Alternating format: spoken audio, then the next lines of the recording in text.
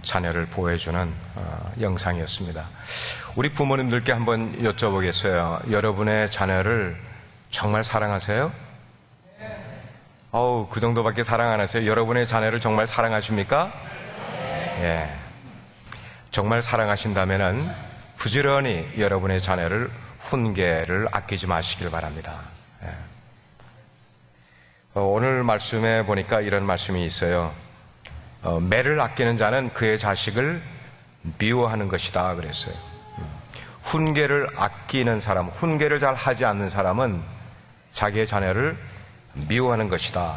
자식을 사랑하는 자는 징계를 한다. 그런 말씀을 하고 있어요. 우리가 인생을 살아가면서 우리에게 허락된 그 자녀들을 어떻게 키우는 것이 바를까? 굉장히 궁금증이 많이 사실은 있습니다. 자녀를 열심히 훈계를 하지 않는 것은 그 자녀를 사랑하지 않는 것처럼 성경이 그렇게 지금 말씀을 하고 있기 때문에, 그렇기 때문에 우리 자녀들이 나이가 아직 어려서 부모를 의지할 그런 나이에 있는 자녀들이라면은 그 자녀들에게 주의 교양과 훈계를 가르쳐야 될, 그리고 자녀들은 그것을 받아야 될 권리가 우리 자녀들에게 있단 말이에요. 우리 자녀들이 아빠 우리에게 이런 권리 있잖아요. 우리 잘 가르쳐 주세요. 이렇게 하는 아이가 어디 있어요? 그렇게 하는 아이는 없어요. 누가 알고 해야 됩니까? 부모가 우리 자녀들에게 주님의 교양과 훈계로 가르쳐야 될, 그들이 받아야 될 권리가 우리 자녀들에게 있다는 것을 누가 알고, 부모들인 우리가 알고 그 자녀들을 그렇게 훈계해야만 된다는 거예요. 사랑한다는 것과 훈계, 디시플린 한다는 것은 본질적으로 이게 하나예요, 하나. 그래서 사랑 속에 훈계가 있고 훈계 속에 사랑이 있다는 것을 우리는 늘 마음 가운데 품어야 될 겁니다. 근데 요즘 그 젊은 커플들을 보게 되면은 자녀들을 무척 사랑을 한 나머지 그 자녀들에게 사랑은 베푸는 것만큼 제대로 해야 할 훈계를 하지 않는 것 때문에 아이들이 옳고 그름을 제대로 분간하지 못한 채로 어린 시절을 자라고, 또 그렇게 자란 아이들이 나중에 청년이 되고 어른이 되어서도 옳고 그름에 대한 판단 기준을 갖지 못하고 인생을 살아가게 되는 모습들을 때때로 우리는 보게 되고 안타깝다는 말이에요. 가정에서 부모의 권위가 바로 세워지려면은 부모가 자녀들을 제때 바르게 훈계하는 것이 필요한데, 훈계를 제때 하지 않으면은 부모의 권위가 점점 떨어지게 돼 있어요. 예.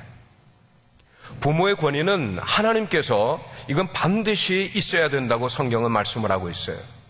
근데 부모의 권위가 제대로 세워지지 않은 그런 경우는 스승에 대한 권위도 없어져 버리게 되고, 지도자에 대한 권위도 없어지게 되고, 뿐만 아니고 연장자를 존경할 수 있고 그들의 권위를 인정할 수 있는 이런 것들도 우리들의 삶 가운데서 점점 없어져 버리기 때문에, 그 가장 권위의 시작이 어디서부터요? 부모의 권위가 가정에서부터 지켜지는 그런 일들이 있게 될 때에 우리가 살아가는 사회는 좀 보다 더 아름다운 사회가 될 수 있다는 것이에요. 예. 우리가 옛날에 이런 생각들을 해요. 부모가 너무 엄하면은 우리 자녀들의 그 자율성을 위축시켜서 아이들이 더 잘하게 되는 것을 이렇게 못하게 한다는 그런 생각들이 우리 가운데 있는지 모르겠어요. 그러나 부모의 진정한 권위하고 자녀들을 위축시키는 거하고는 잘못된 개념이에요. 예. 저도 저희 부모님이 무척 엄한 가정에서 자랐어요.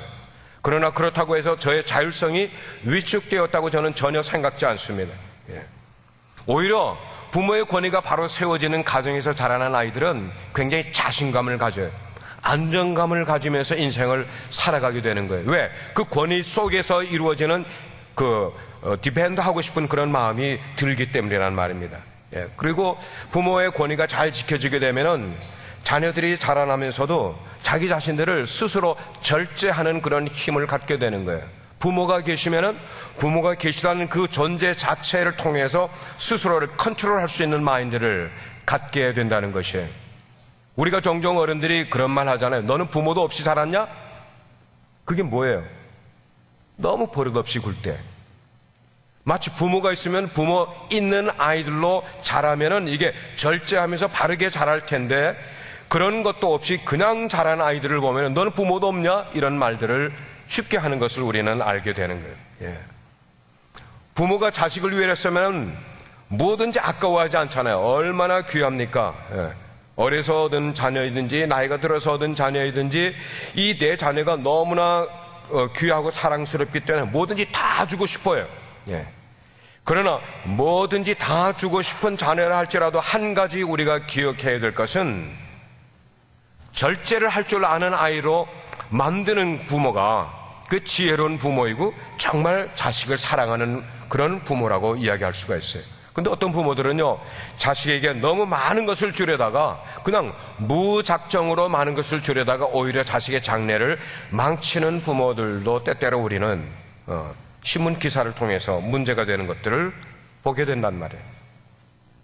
주겠다는 그런 욕심은 우리 가운데 있는데도 불구하고 무엇을 줘야 되고 어떻게 우리 자녀들에게 바르게 줘야 되는지에 대한 노하우가 없는 부모들이 그냥 무조건 이렇게 주래.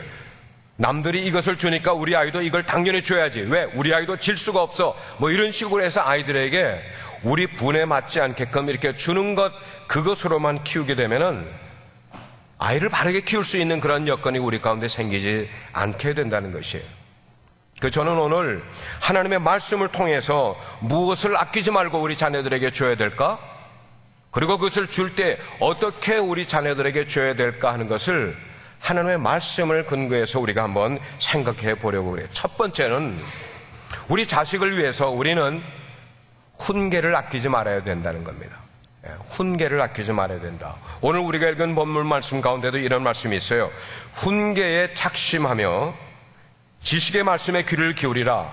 아이를 훈계하지 아니하려고 하지 말라 이 말이에요. 내 자녀들을 훈계하려고 아니하려고 하지 말라. 훈계라는 것은 아이를 가르치는 거예요. 근데 뭘 가르치는가 할 때 그냥 지식을 가르치는 그런 의미로 말하는 게 아니라 옳고 그른 것을 분별할 수 있는 것들을 자녀들에게 가르치라는 그런 말씀이에요. 요즘 아이들 가운데 옳고 그른 것을 가르치지 않은 것 때문에 아이들이 그냥 망아지처럼 그냥 마음대로 제멋대로 하는 그런 아이들의 모습을 우리는 종종 보게 되는 것이에요. 가정에는 그 부모가 이끌어가는 가정의 법도라는 게 있어야 됩니다. 그리고 사회에는 사회로 나가게 되면 사회 질서라는 게 있어요. 그래서 남의 것은 소중히 여길 줄 아는 것, 이게 사회 질서예요. 내 것은 절제할 줄 아면서 살아가는 것, 이건 가정의 법도에서 자란 훈련받은 그런 법도예요. 이런 것들이 잘 지켜지게 되면은 우리 사회도 그렇고 우리 가정도 그렇고 얼마나 좋은 모습들이 있게 되는 거예요. 웃 어른이 계시면은 웃 어른들을 존경할 줄 알고, 그리고 사람과 사회에서는 예의 범죄를 지켜갈 줄 알고, 만약에 여러분들이 가정에서 자녀들에게 어른들을 보면은 인사를 잘 하거라 하는 것을 아마 교회 오기 전에 잘 가르쳐 주는 부모님들은 아이들이요 틀림없어요. 교회 와서 어른들을 대할 때 참 인사를 잘해요. 그러나 그렇지 않은 자녀들도 분명히 있는 거예요. 왜? 자녀에게 인사하는 것을 가르쳐 주지 않으면 아이들은 할 수가 없는 거예요. 자, 이런 모든 것들이 저절로 아이들이 자라면서 배워서 되는 일들도 있지만 저절로 되지 않는 것들도 있는데, 이런 것들을 어디서 해야 되는가 하면 가정에서 우리 자녀들을 훈계하게 될 때 부모의 훈계를 통해 이런 일들을 만들어가게 되는 거예요. 얼마 전에 해외 토픽을 보면서 참 우스운 일이다 한 걸 본 적이 있어요. 뭐냐니까 혹시 모르는 분들도 계시겠지만 비싼 차 가운데 람보르기니라는 차가 있어. 우리 청년들은 다 알 거예요. 이 람보르기니를 타고 어떤 한 청년이 술을 드렁큰 드라이브를 하면서 가다가 가로수를 꽝 들이받아서 가로수를 넘어뜨리고 이 비싼 차가 대파가 됐어요. 뿐만 아니고 이 청년은 중상을 입고 병원에 들어가게 됐어요. 그 기사를 보면서 해외 토픽에 나올 정도까지의 기사이구나 생각을 하는 게, 누가 사줬을까?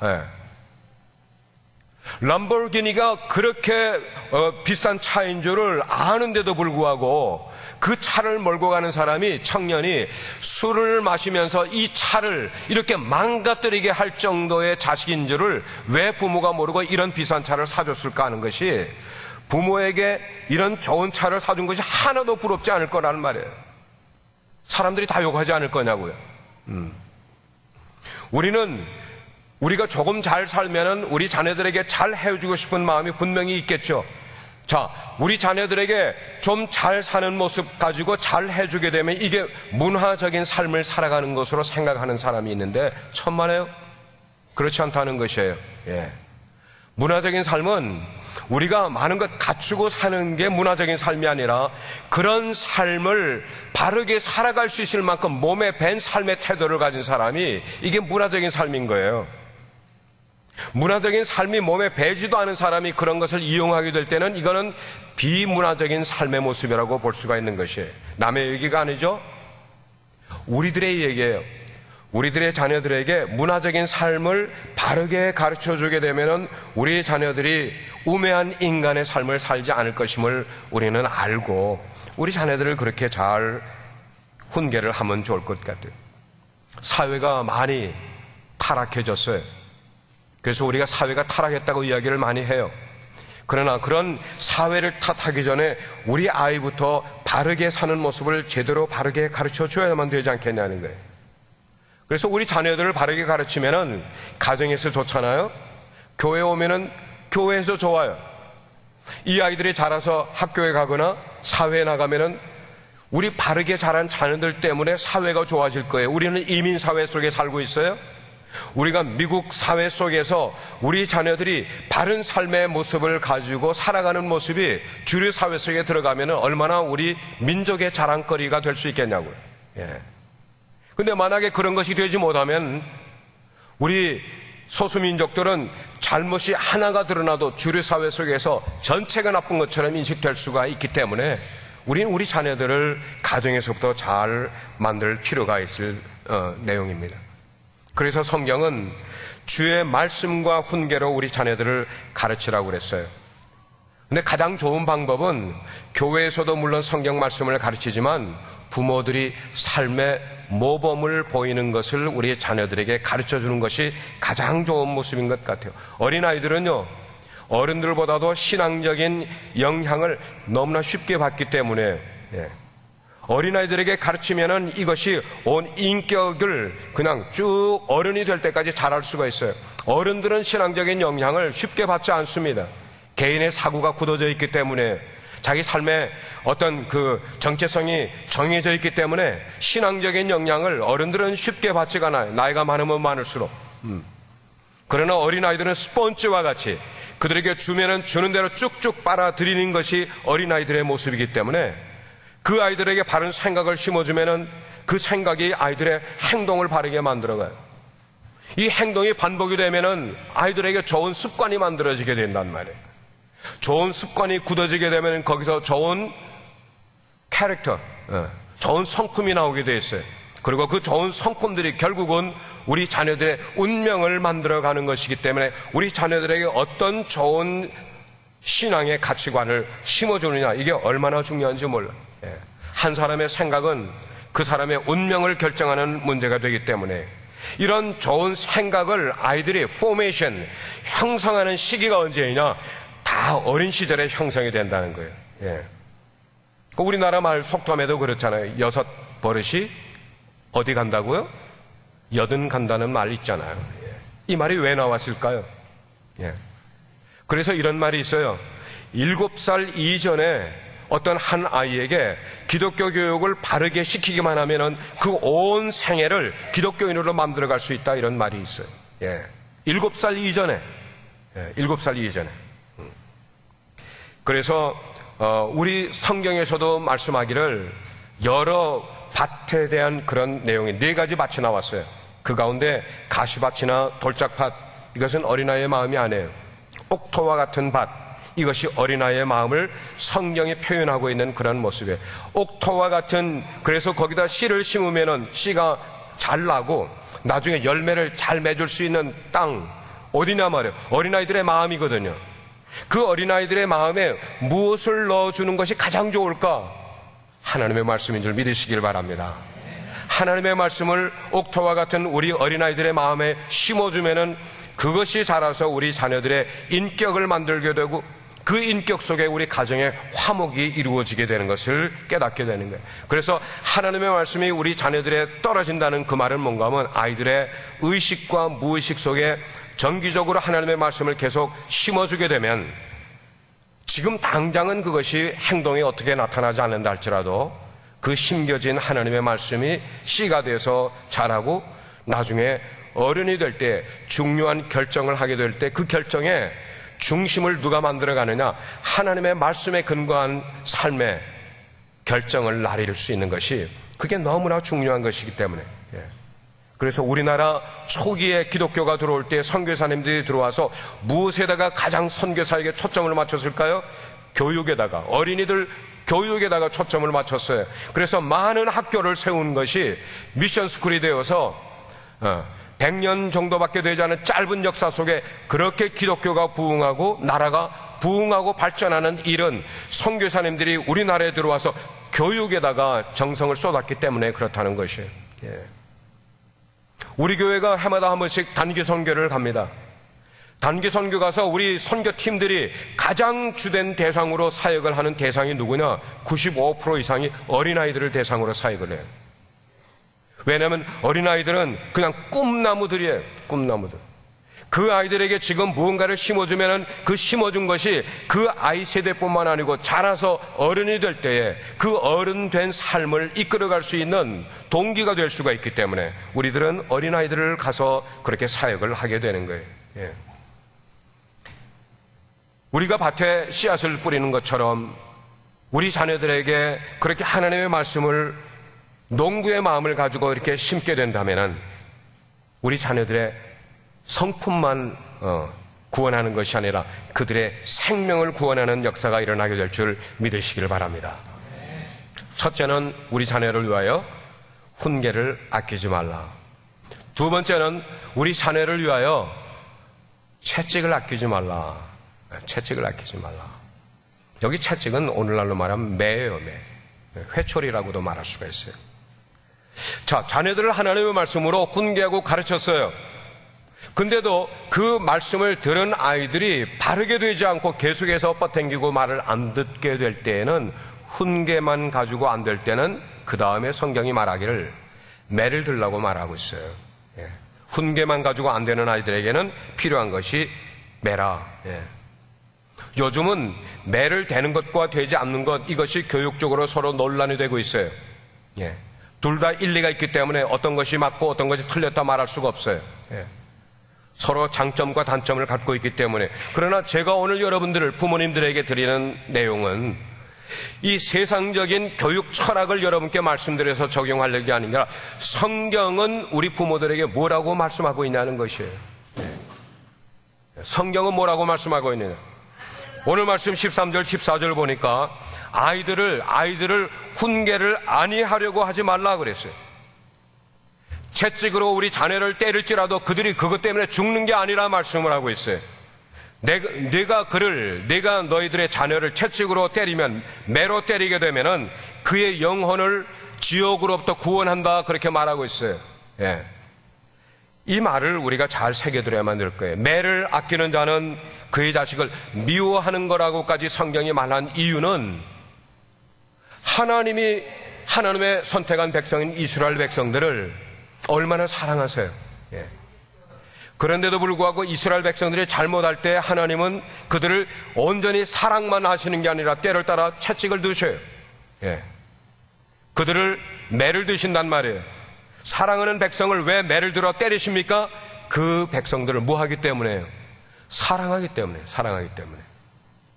우리가 우리의 자녀들을 사랑함에도 불구하고 때때로 필요하면 매를 드는 이유는 그들을 사랑하기 때문에.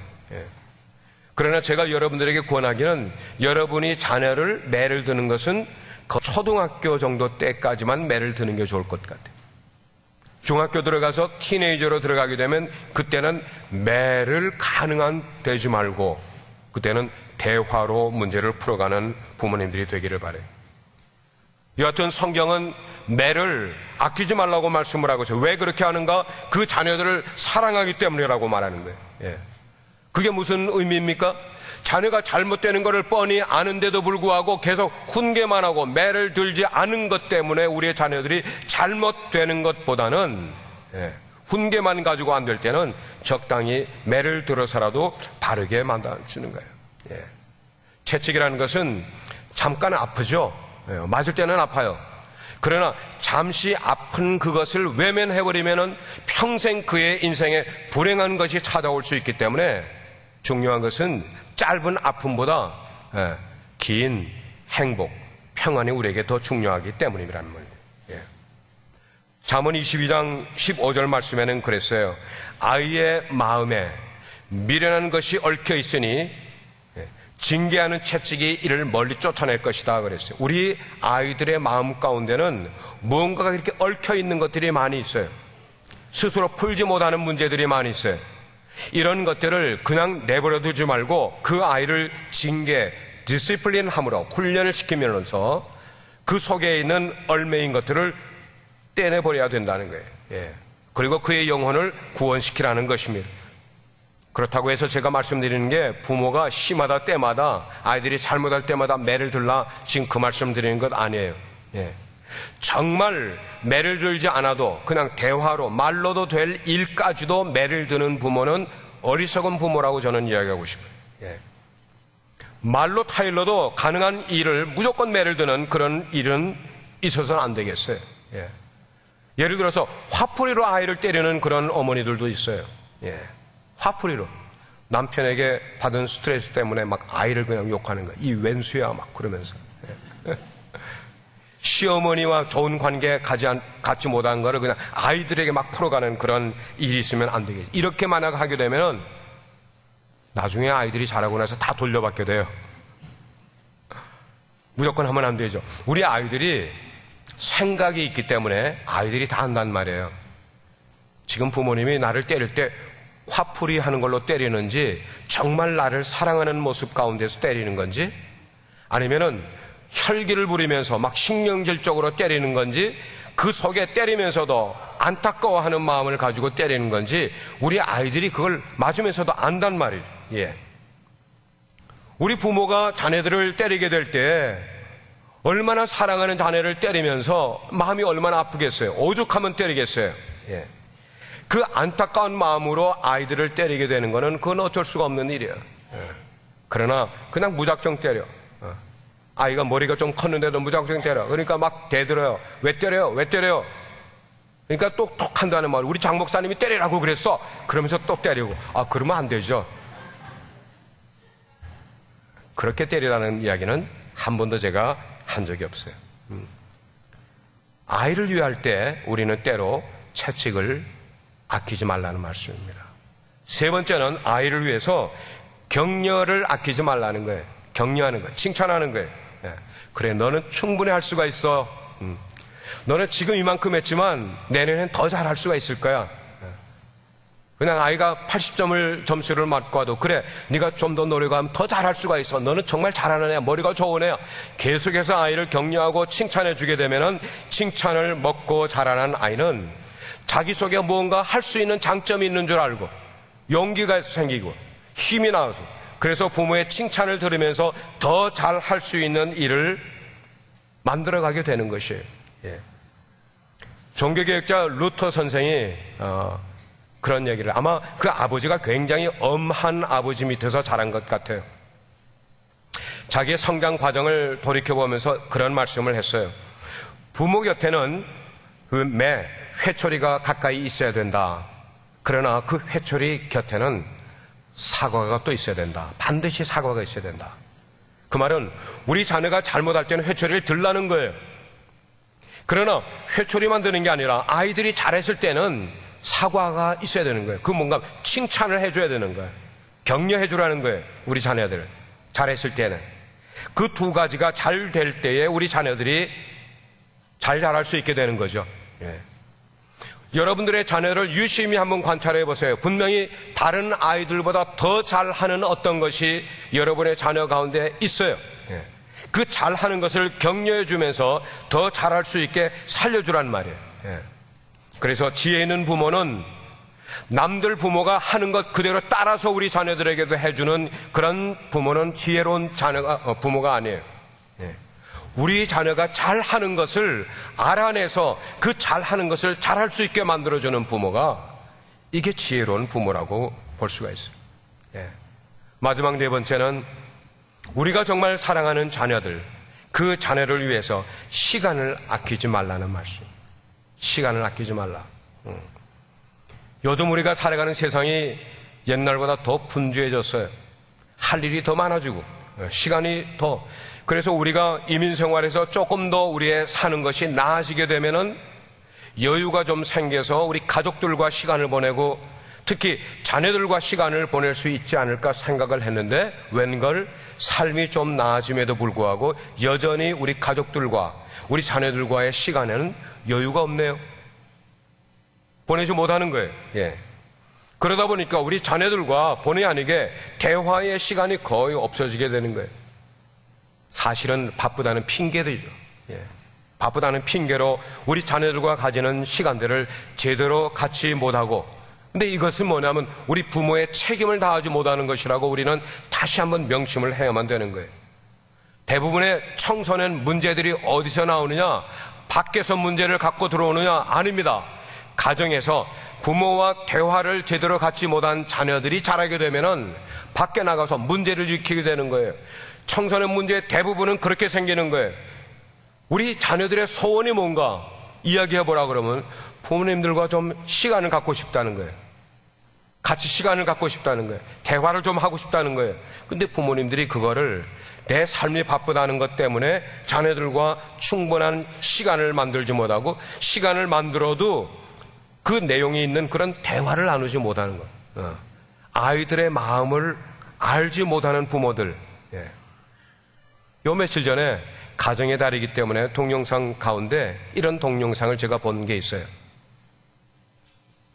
7살, 6살짜리 남녀 아이들을 그 부모와 함께 상담실로 초청을 했어요. 그래서 상담 교사가 그 아이들을 책상 앞에 놔두고 그 책상에다가 거짓말 탐지기를 놔뒀어요. 아이가 대답을 할 때 바르게 대답하면 소리가 안 나지만 거짓말을 하면은 불이 켜지면서 띠띠 소리가 나요. 근데 그 아이들을 데리고 온 엄마는 벽 뒤에서 모니터로 아이들과 상담 선생님이 대화 나누는 걸 지금 보고 있어요. 근데 선생님이 물어보는 거예요. 이것저것 여러 가지 아이들이 좋아하는 것에 대한 거를 물어봐요. 심지어는 6살짜리 여자아이에게 너 남자친구 있어? 그러니까 대본에 없어요. 그러니까 삐 불이 들어오는 거야. 있어요. 아무게 오빠예요. 6살짜리 애가 오빠가 있대. 예. 다 물어봐. 그리고 너 엄마 사랑하니? 예. 띠 울려. 아이들이 지금 울면 이렇게 굉장히 순진해서 웃는 거예요. 아빠가 너는 세상에서 제일 잘생긴 사람이라고 생각하니? 예라고 대답하면 띠. 아니래. 거짓말하고 있는 거야, 아들이. 거짓말로 대답하는 거야. 그래서 이 아이들이 거짓말 탐지기가 자기들이 대답을 했을 때 띠 하고 울리는 게 자기가 거짓말했다는 거 아니까 그 다음부터 상담가와 조금씩 솔직한 대답을 나누기 시작을 하는 거예요. 왜 엄마가 제일 사랑하는 사람이 아니니? 예, 우리 엄마는 나보다 핸드폰이 더 좋아요. 아이들 대답입니다. 핸드폰 갖고 노는 걸 더 좋아한대, 엄마가. 우리 아빠는 TV 보는 걸 저보다 더 좋아해요. 아이들의 대답이에요. 그래서 그런 대답에 쇼킹한 것을 벽 뒤에서 모니터로 듣고 있는 어머니가 저절로 눈물을 쭉 흘리는 어머니가 있어. 왜? 아이들의 마음을 모르는 거야. 6살짜리, 7살짜리 아이들의 마음을 모르는 거예요. 왜? 그런 인터뷰가 다 끝나고 나서 그리고 그 부모들과 엄마와 그 자녀들과 허그하는 시간에 어떤 아이는 아이가 막 울어. 내가 거짓말한 것에 대해서. 예. 어떤 엄마는 엄마가 아이를 안고 울어. 예. 그러면서 내가 너의 마음을 너무나 몰랐었구나. 예.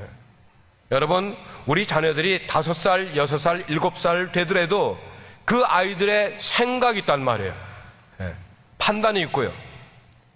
그래서 진심으로 부모가 아이를 사랑해주는 모습이 없게 되면은 아이들은 남들에게 물어보면 너 엄마 사랑해? 남들이 물어보면 많이 사랑해요. 하늘 사랑해요 하는데 아니라는 거예요, 속이. 왜 그런가? 왜 그런가? 엄마가 그런 마음을 보여주지 못할 경우. 그래서 아이들과 시간을 보내게 될 때 제가 3가지를 우리 부모님들에게 권해드리고 싶은 것. 첫째는 아이들과 함께 시간 보낼 때 기도 시간을 같이 보내주시고, 기도하는 부모 상을 자녀들에게 보여주는 것만큼 여러분의 자녀들에게 귀한 것 보여주는 게 없어요. 아멘입니까? 그 정도밖에 아멘이 안 나와요? 아멘입니까? 기도하는 부모 상을 보여주면 왜 이게 중요한가? 우리 자녀들이 자라면서 나중에 어른이 됐을 때 그들의 인생에서 어려운 문제를 당하게 될 때 우리 엄마는, 우리 아빠는 어려운 문제 당할 때 기도하더라는 것이 생각이 난다는 거예요. 예. 그들의 인생에 어려운 문제를 당하게 됐을 때 우리 아빠 엄마는 기도하는 모습, 인간이 할 수 없는 일을 하나님께 아뢰는 그런 모습을 봤기 때문에 아이들이 그걸 보고 깨닫는다는 것이에요. 예. 우리 자녀들이 살아가는 세상에 어려운 일을 겪지 않으리라는 여러분 기대를 하세요? 아니에요. 어쩌면 우리가 겪었던 세상살이보다 우리 자녀들이 겪을 세상살이가 더 어려운 삶을 겪어갈 수도 있는 거예요. 그러면 그 아이들이 무엇으로 그 어려운 삶을 이겨내길 수 있겠냐는 거예요. 무엇으로? 무엇을 여러분들이 학교 교육을 통해서 아이들이 이겨나가겠다고 생각하십니까? 아니죠. 그것보다 더 높은 신앙의 힘으로 이겨나갈 수 있게 만들어줘야 되죠. 그러므로 여러분들이 자녀들에게 줄 수 있는 어떤 유산보다도 믿음의 유산을 줄 수 있는 부모 되기를 주의 이름으로 축복합니다. 주의 이름으로 축복합니다. 우리 교회의 어떤 성도님들 가운데 40대, 50대 되신 분들도 저와 이야기를 나눌 때 이분이 그렇게 깊이 신앙이 없는데도 불구하고 워낙 그분이 어릴 때 자라면서 어머님의 신앙과 어머님의 기도하는 모습을 오늘도 기억하면서 어쩔 수 없이 나는 교회 나올 수밖에 없습니다라고 고백하는 분들을 저는 몇 분 알고 있어요. 예. 그게 중요한 거예요. 예. 그게 중요한 거예요. 우리에게 신앙이 별로 없는 것 같아도 누구의 입김 때문에, 누구의 신앙의 모델 때문에 우리 어머님이 그렇게 기도하고 살았고 우리 아버지가 그렇게 신앙생활을 하며 살았다는 것이 자녀들에게 전수가 되면은 우리 속에 깊은 믿음이 없는 것 같아도 그 영상이 우리 속에 자리하고 있기 때문에 우리를 그렇게 이끌어가는 거예요. 아멘입니까? 예. 그래서 우리 자녀가 기도하는 자녀로 살아가게 하는 것이 너무나 좋은데 어떻게 하느냐 이 말이에요. 우리 아이들이 예를 들어서 조금 아플 때에도 아빠가 약 사다가 먹이고 병원에 막 데리고 가고 그것보다 더 아빠가 보여줄 태도는 아빠가 너 위해서 기도해 줄게. 아빠들이 아멘. 엄마가 너를 위해서 기도해 줘. 어디 여행을 자네가 떠날 때도 아빠가 너를 위해서 기도해 줄게. 엄마가 늘 귀에서 너를 위해 기도한단다 잊지 마. 뭐 이런 것들이 그냥 쭉 있는 거예요. 그래서 여러분의 자녀들에게 선물 하나 사주는 것보다 중요한 것은 기도 한번 해주는 것이 더 큰 힘이 될 줄로 믿습니다. 두 번째는 여러분들의 자녀를 사랑하시면 그 자녀를 위하여 하나님의 말씀을 자꾸만 가르쳐주는 걸 아끼지 마시길 바라요. 하나님의 말씀을 가르쳐주는 걸 아끼지 말아요. 하루에 여러분들이 한 가지씩만 자녀들에게 가르쳐주세요. 지혜로운 어머니라면 일주일에 한 구절 정도는 자녀들에게 하나님의 말씀을 암송을 시킬 거예요. 그러나 일주일에 한 번 한 구절 암송을 못 시키면 매일매일 자녀를 위하여 읽어주는 거야. 읽어주는 거야. 아침 식사하고 학교 보낼 때에도 그 바쁜 가운데도 성경을 펴서 한 구절 읽어주는 거예요. 읽어줘. 이게 오늘 너를 위한 하나님이 주시는 말씀이란다. 읽어주고 식사기도해서 먹이고 학교를 보내게 되면은 그 말씀이 이끌어가는. 그래서 아이들이 살아갈 때 지팡이가 뭐예요? 막대기가 뭐예요? 그것이 아이들을 이끌어가는 것이 될 수가 있다는 거예요. 그래서 오늘 읽은 신명기 6장 6절 말씀에는 이렇게 말씀을 하고 있어요. 한번 비춰주실래요? 신명기 6장 6절 말씀.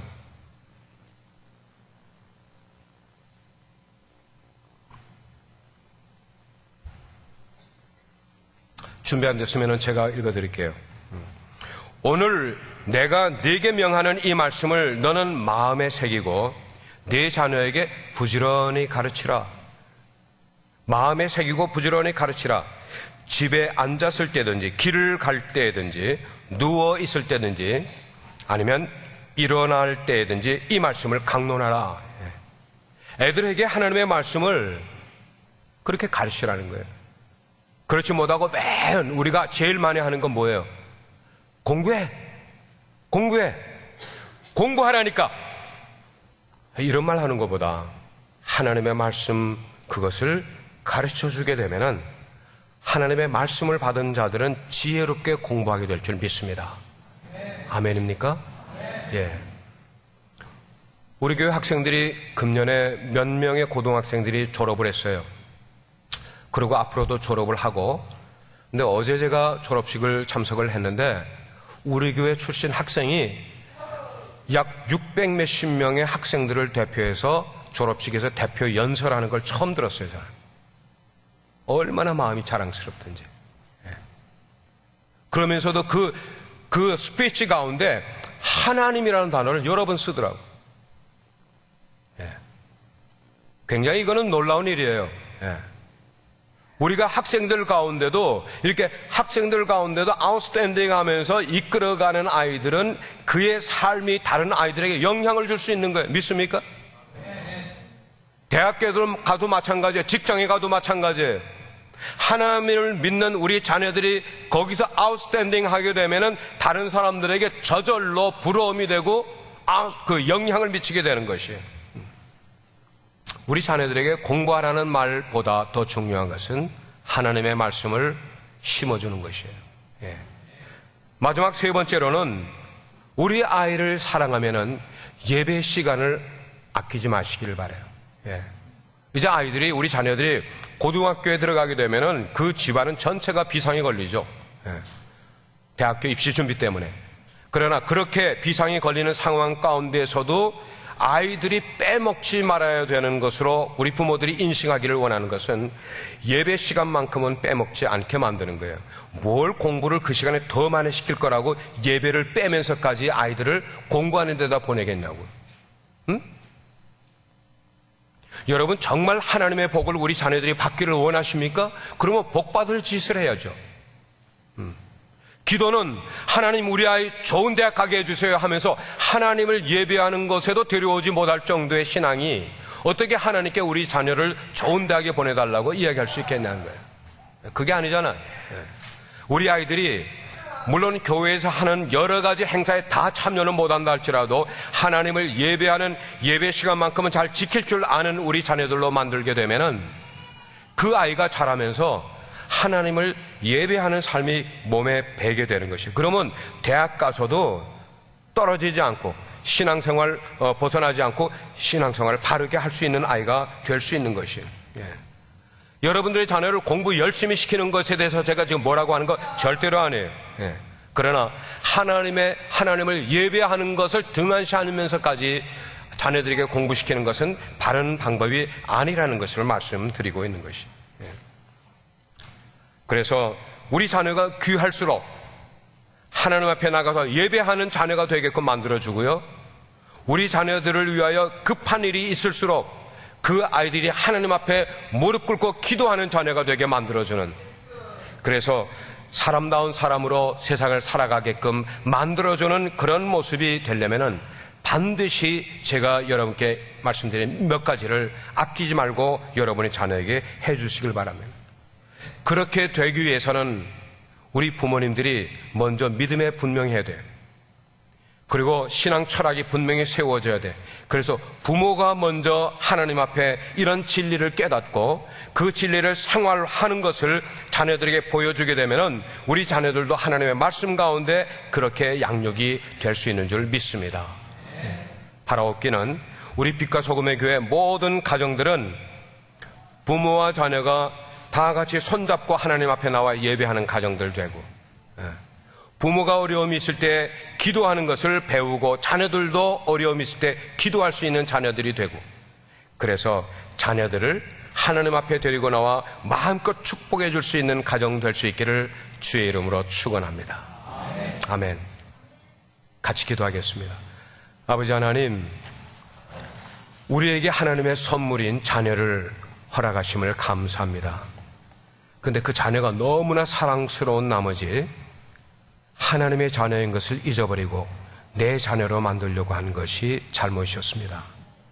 하나님, 원하옵기는 우리 자녀들을 위하여서 훈계를 아끼지 말고, 매를 아끼지 말고, 격려하는 것을 아끼지 말고, 그리고 시간을 드리는 것을 아끼지 않는 우리 부모들 되게 해 주옵소서. 시간을 들이되 기도하는, 그리고 말씀 보고, 그리고 그들을 정말 하나님의 예배자로 세우는 일에 우리 부모들이 하나 될 수 있도록 은혜 베풀어 주시옵소서. 예수 그리스도의 이름으로 기도드립니다. 아멘. 자, 이 시간